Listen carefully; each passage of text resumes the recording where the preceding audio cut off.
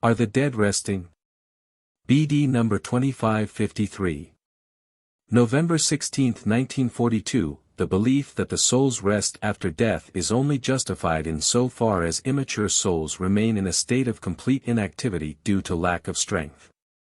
However, this is not a condition of comfortable rest but a state of torment, confinement, and helplessness, and therefore not a condition worth striving for.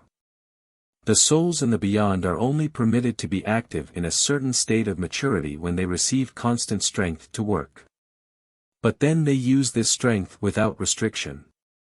However, since their activity does not depend on earthly matter, it also has to be different than the work on earth. It cannot be compared to the latter, since the conditions in the spiritual realm which require or permit an action are entirely different. There is a steady flow of teaching and passing on of spiritual knowledge. It is a purely spiritual process which bestows much happiness and bliss on the giving souls and reduces the receiving souls' torment by becoming recipients of strength.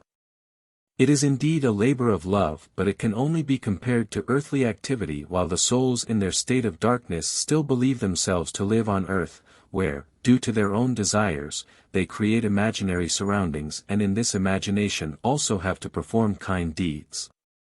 However, the more enlightened the soul becomes, the further it distances itself from earth in its thoughts, and now its actions no longer depend on earthly matter, not even in its imagination. The work of these souls in the beyond, in the spiritual realm, thus consists of purely spiritually conveying their received knowledge. Every giving and strength-receiving soul has entrusted protégés on earth or in the beyond for which it cares lovingly with tireless dedication. It has to try to mentally guide its protégés into the truth, it has to influence their thoughts and thus create clarity, but without forcing the will of those souls, and this requires immense patience and love. Because two completely isolated beings, who can act and think entirely independently, are facing each other, and thus correct thinking may not be forcefully transmitted if the still immature spirit is not to be prevented from gaining an equally high degree of maturity. Spiritual knowledge has to be given to uninformed souls in a way that it is accepted without resistance and awakens their longing for more gifts. The receiving being consequently has to accept it entirely voluntarily, only then will the transmitted knowledge become strength and enlighten. And this act of transmission is an effort which can only be performed with love because it is usually rather laborious.